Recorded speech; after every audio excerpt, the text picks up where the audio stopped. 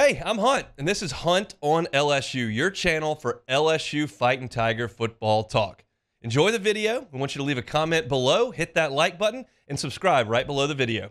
Enjoy. Saw an article on CBS Sports that was trying to peg some of the second-year players across the country who were set to be breakout stars in 2024. And there are some names that I'm not familiar with, and I doubt you're super familiar with, like Jonel Aguero from Georgia, defensive back, A.J. Harris from Penn State. I'm not aware of him. Justin Haynes is a running back at Alabama. You may know who that is. I don't know a lot about Justice Haynes at Alabama. I do know one of the guys on this list is Lance Hurd, an offensive lineman at Tennessee, and we'll get to that. But the name that comes up for LSU on this list is one that I think really does need to become a breakout star if LSU is going to move forward, specifically on the defensive side of the football in 2024, and that's DaShawn Womack, edge rusher, LSU. I'll read the blurb, and then I'll give you kind of my thoughts on DaShawn Womack and where he sits in the program right now. It says, LSU's defensive issues are well publicized at this point. The Tigers struggled in big games and weren't great at getting after the passer outside of Harold Perkins Jr.,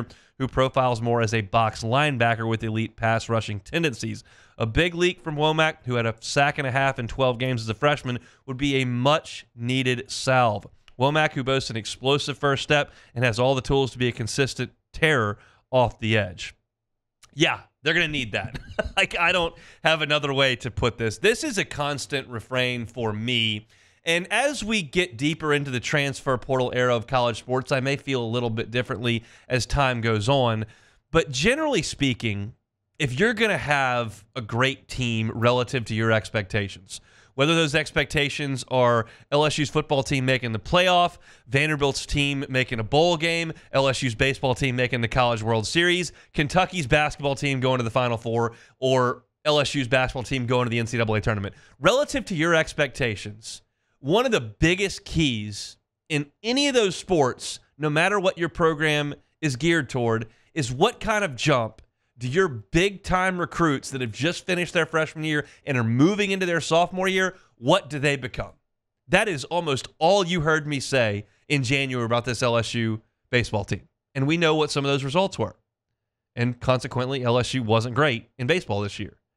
And I feel that way about DaShawn Womack with this LSU football team because they have got to find someone, anyone, to rush the passer. It was almost a non-issue last year. Like, they just didn't do it at all. You had quarterbacks sitting back there with all day. You had wide receivers running wide open. You had huge holes in the running lane. There was nothing on defense that LSU did well, and certainly rushing the passer, not one of those things that they did well. Harold Perkins led the team in sacks with 5.5. He didn't even play on the line of scrimmage all the time. The guys that did, not very productive. Talking about on the interior, like Jordan Jefferson, 2.5 sacks. Okay, great. Mason Smith, 2.5 sacks. Okay, great. Guys on the edge that you thought might be a real force, Ovie Ogofu, 2.5 sacks. Savion Jones, 2.5 sacks. Savion Jones was the guy I was having this discussion about last year. He's got to be the next guy. It was Arden Key, and then it was Calevon, and all of a sudden you need somebody to step up and really be a force off the edge. You've lost, I'm blanking on his name, Georgia product, older brother played at Georgia, edge rusher for LSU. Went early in the draft, and I just don't have it. I'm sure the Bayou Ford chat will hit me with it.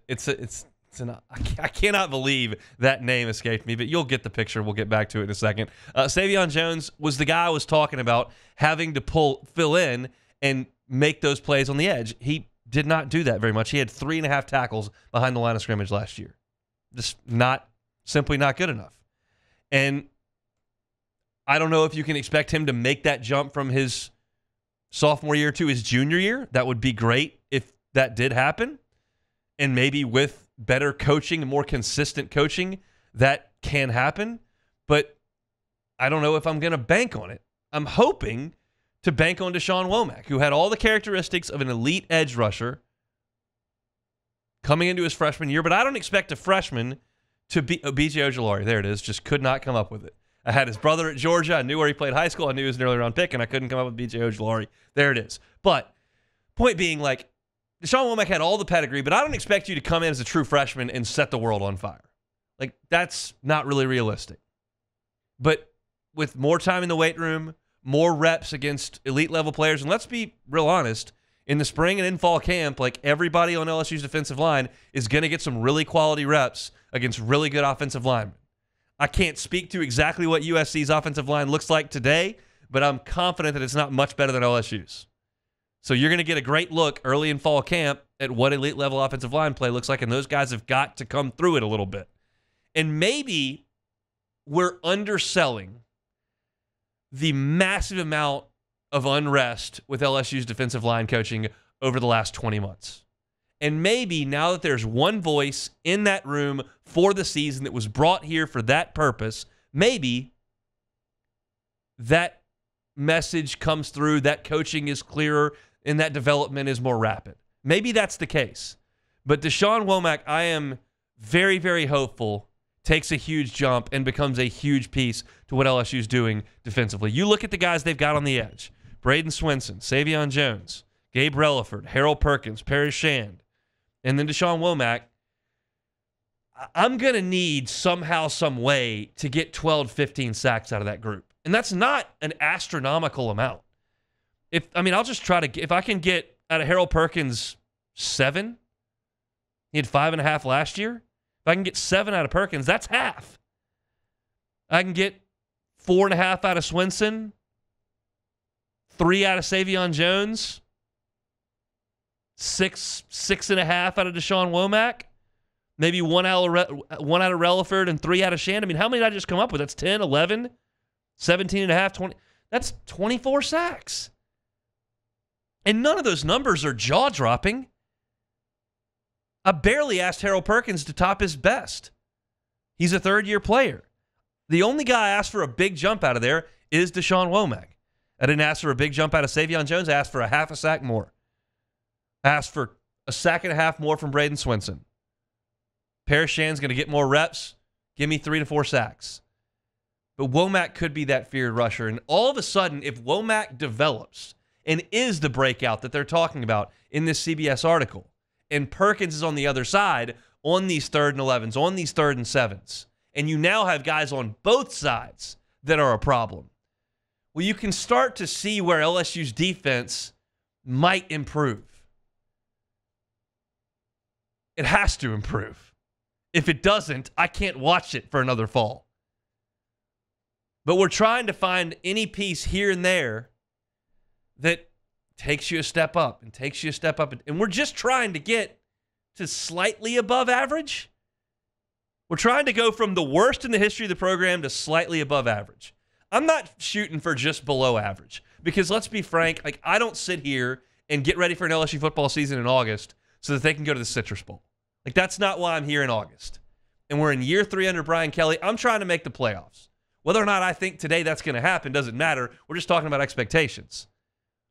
And to get to the playoffs and to get to 10-2 and to win some of these huge games on your schedule, your defense needs to be better than mediocre.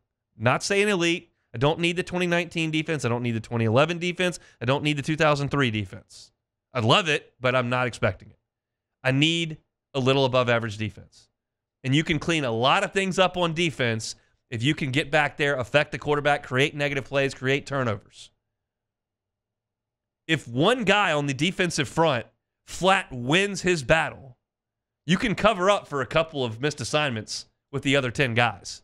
It happens pretty quick.